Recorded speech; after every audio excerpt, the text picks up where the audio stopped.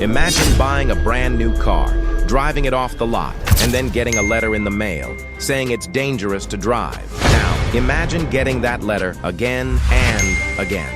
Welcome to 2025. The year Ford didn't just drop the ball, they accidentally threw it into a volcano. We are looking at a historic meltdown in the automotive world. In just 12 months, Ford has shattered a record that has stood for over a decade, creating a quality control crisis that is honestly hard to believe. If you think I'm exaggerating, just wait until you hear the numbers. They are absolutely staggering. Let's look at the raw data, because the math here is terrifying. In 2025, Ford issued 153 separate safety recalls. There are 365 days in a year. This means Ford was issuing a new recall roughly every 2.4 days. Every 50 hours, a bell rang at Ford headquarters signaling another failure. The previous industry record was held by General Motors back in 2014, during their infamous ignition switch crisis. GM had 77 recalls that year. Ford didn't just beat that record, they essentially doubled it. In total, these recalls affected nearly 13 million vehicles. That is a number larger than the entire population of Belgium or Greece.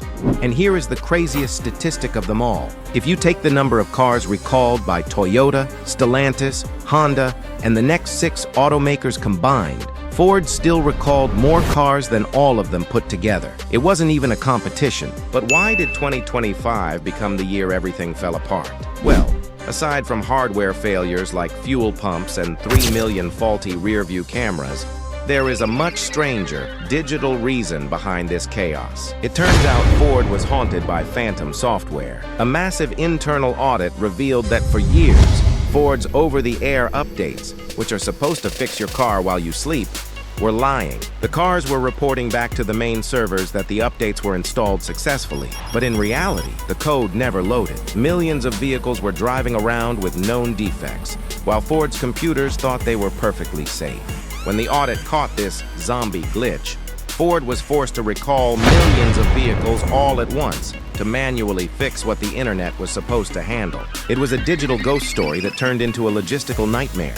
To understand how bad this is, look at the runner-up. Toyota came in second place for recalls in 2025. They recalled 3.2 million cars. Ford recalled 12.9 million. Ford is losing billions of dollars in warranty costs, money that should be going into building better EVs or new technology. Instead, that money is being spent fixing mistakes that happened years ago. CEO Jim Farley has been promising to fix Ford's quality issues since 2023. But the data shows that instead of getting better, the situation has spiraled completely out of control.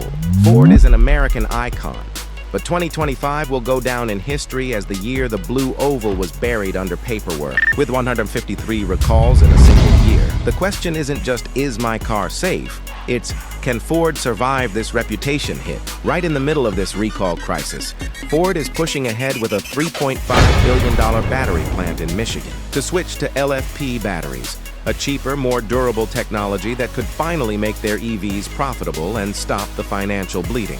But here is the irony that makes 2025 even crazier for Ford.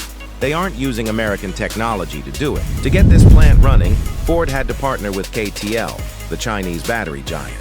So essentially, the same company that is struggling to get its own software right is now relying on imported tech from a geopolitical rival to power its next generation of cars. It's a Hail Mary pass. Ford is betting that these cheap, robust batteries will be the lifeline that pulls them out of their quality control quicksand if the politics don't kill the deal first. What do you think? Is this just a bumpy road for a legacy giant? Or is it a sign of a company that has grown too big to fix its own problems? Let me know in the comments, and drive safe, especially if you're in a Ford.